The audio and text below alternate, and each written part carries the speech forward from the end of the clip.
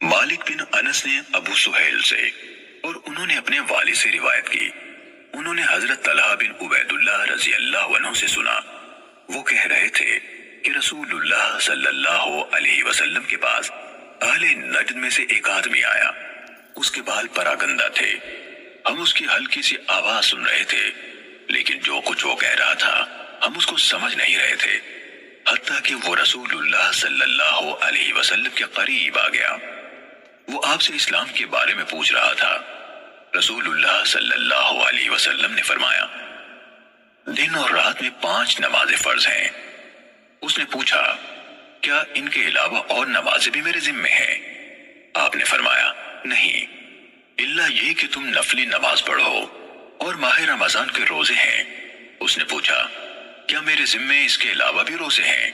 فرمایا، نہیں، الا یہ کہ تم نفلی روزے رکھو۔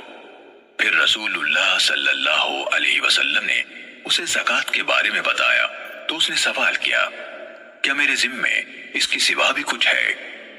آپ صلی اللہ علیہ وسلم نے جواب دیا، نہیں، سوائے اس کے کہ تم اپنی مرضی سے نفلی صدقہ دو۔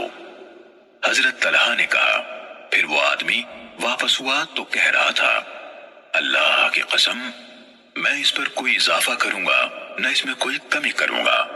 اس پر رسول اللہ صلی اللہ علیہ وسلم نے فرمایا، یہ فلاح پا گیا اگر اس نے سچ کر دکھایا۔ صحیح مسلم حدیث نمبر 100۔